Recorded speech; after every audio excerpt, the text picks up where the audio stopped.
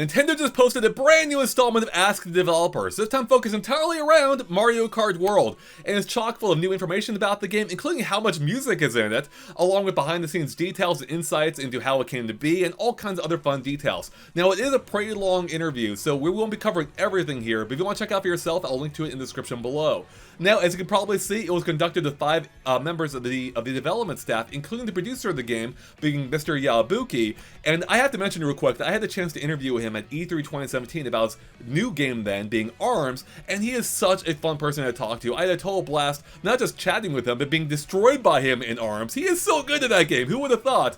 And it was such a great interview, one of my absolute favorites, especially because after the interview, I got a tap on the shoulder from his translator, which I've never had happen before. As the translator mentioned, Mr. Yabuki wanted to talk with me a little bit more, and that's when he mentioned he was actually a huge fan of GameXplain and loved all the Mario Kart videos we had been making up to that point, and that was so amazing to hear. Still one of my absolute favorite memories of my time covering Nintendo, and I cherish it greatly. In any case, let's get to the actual interview itself, which actually does tie back to 2017, as that's when the game first started development. It started development on the Nintendo Switch 1 in 2017, as they were inspired by all the open world games happening then.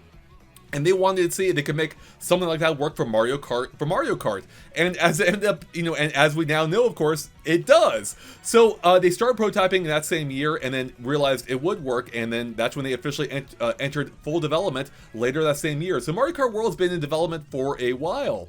Now, they realized not too long after that having it actually run on Nintendo Switch 1 could be a problem with how big and detailed the world is, having 24 racers, which, by the way, they realized they needed more racers because with all these different pathways, there may not be too much competition around you with everyone split up between all those routes. So that's why they decided to double it. But part of that, though, is, this is going to be really taxing on the hardware with the open world, all the details, and all the racers. So it was around 2020 when they realized that, they needed more horsepower, and that's when the Switch 2 started entering development. And based on the early specifications they got for the Switch 2, that's when they decided to make the Switch 2, and with its increased horsepower, being able to deliver this open world at 60 frames per second, which is really interesting. And we can also see that, based on some early concept art, they actually arrived at the Mario Kart World title really early on, because although they had considered calling it Mario Kart 9, more on that in a second, by the way, they realized that it didn't quite convey the fact that this was a new Mario Kart entry. It wasn't a standard Mario Kart with you doing 3 laps on the same tracks over and over, all isolated from each other. So that's when they wanted to go with the Mario Kart World moniker. Now, interestingly, though they didn't touch on it directly, the fact that they had considered Mario Kart 9 for the title suggests to me that Mario Kart Tour isn't officially Mario Kart 9 either. So that's kind of interesting possible takeaway from this interview that a lot of people have debated. Is Mario Kart Tour actually Mario Kart 9 or not? Well, it seems like it may not be, officially at least. Let's continue on, though.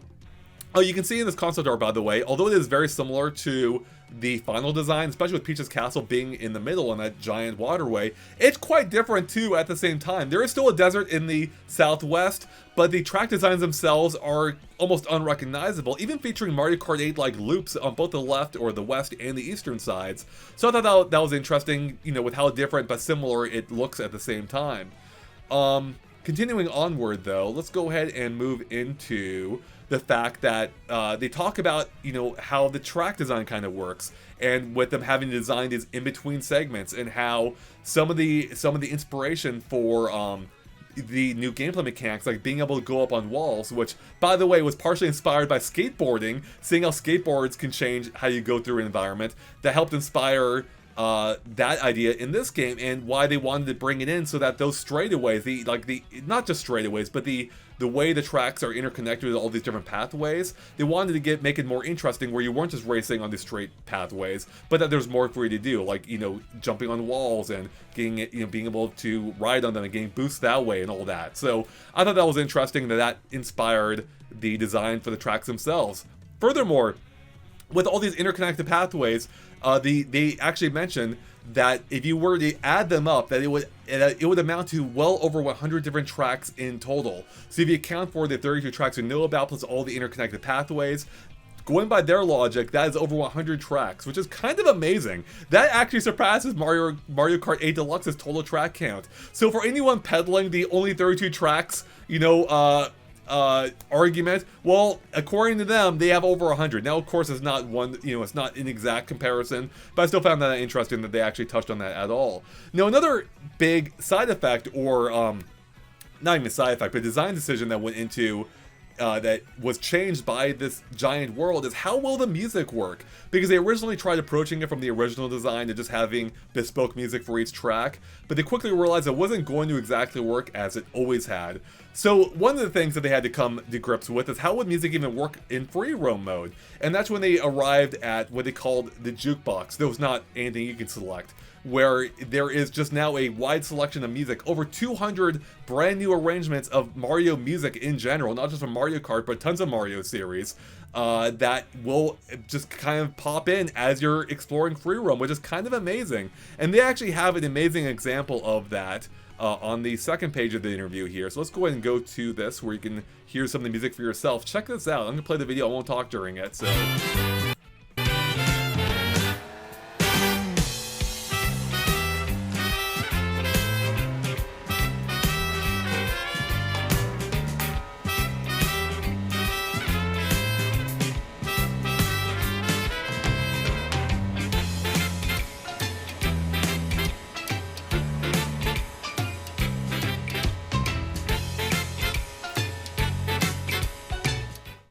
It's so good! It is so good, isn't it?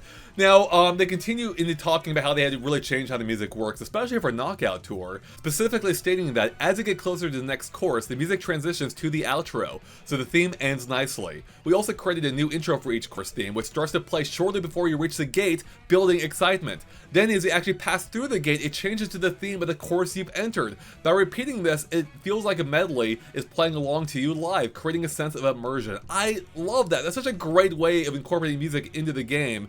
And I love that they even thought about how it would apply across the different modes, whether it's, Grand Prix, Free Roam, or Knockout Tour. It's awesome how they approach the music in this game, including, again, over 200 music tracks, which is amazing, which you can see they talked about right here. Again, it's selected automatically, so sadly you can't really choose it, as I kind of hoped maybe you would be able to with a radio mode, but that's not the case.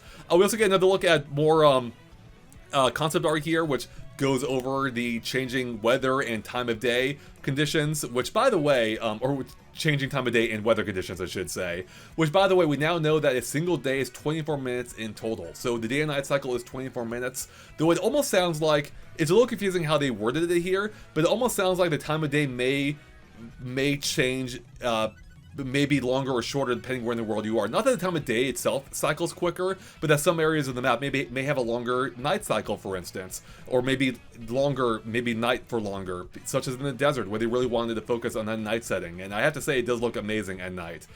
Speaking of concept art, we got some other amazing concept art on, I think it is page 3. You gotta check this out. Look at this amazing art that really kind of just shows where their heads were at. Also, I love this look at this Double Dash like art we have for the Bowser and Bowser Jr. with a sidecar and the motorcycle. It seemed they didn't touch on that specifically in the interview, but I love how that art looked. We also have this amazing art in the bottom right corner of what might be Crown City, including, what are these X's about? Is that like some mature advertisement? I didn't even notice that before. That's hilarious. But yeah, all this art looks amazing, and I'm so happy with how this game ended up. And it's fun to see some of the inspiration. They talk about the food too, and how they almost they had explored the idea of food early on, then almost abandoned it, but then came back to the idea because they realized a big part of world traveling is the different food around in different cultures. And so that's when they realized that it'd be fun to have that mechanic here as well. And they decided to pair it with a costume idea, which was originally a whole separate idea, but they ended up pairing them together. Instead of going to a store to unlock costumes, you would instead just get it instantly by buying food, which is a really, fun idea. And that's when the whole chain of Yoshi drive-thrus came about, with their being different installments throughout the world. And they talk a little bit about that here as well, like how there's in the volcanic region, Yoshi's food shop would look like a volcano, and it would sell piping hot food inspired by Bowser. So that's a really great touch as well.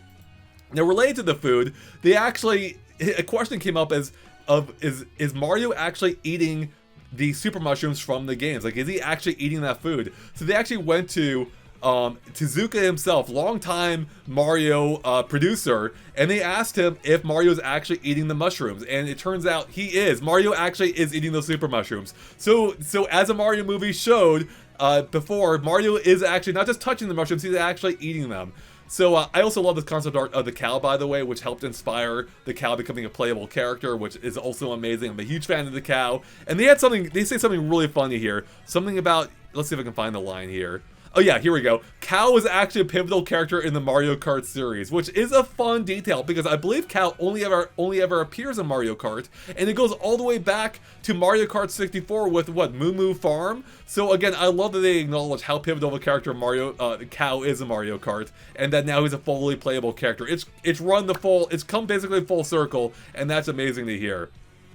So yeah, beyond that, they touch on the track designs and how they wanted to make it with how open world it is and how confusing that could be, but how they wanted to naturally make track designs look. So that's why some pathways are raised, so it's even clearer how a turn is going to be, which, as one has been racing on some of those city tracks in Mario Kart 8's Booster Course track, where I found the designs very confusing, I very much appreciate these designs and how it's even clearer to them.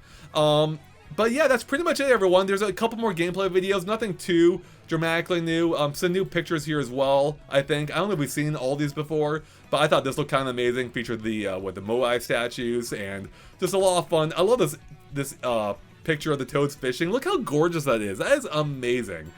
This is such a great looking game, and I can't wait to see even more of it in action. So look at that little travel pamphlet they have here, it seems, and DK kind of dabbing or whatever that is. Oh, they also touch on, by the way, the decals of the game too, and they mention that a lot of street signs in the game are available as decals you can put on your carts, like Luigi here. Anyways, that's just an overall look at some of the details, everyone. There's even more in the interview itself, but those are the highlights for me. But again, there's even more here, so if you want to read it in full, you can read the interview yourself. But hopefully, I covered enough for you to at least satiate your appetite for more Mario Kart World coverage. Of course, we'll have even more ourselves as soon as we can in the near future. So with that, thanks for watching, everyone. Appreciate you being here and subscribing if you haven't already. And with that, we'll catch you later. Bye, everyone.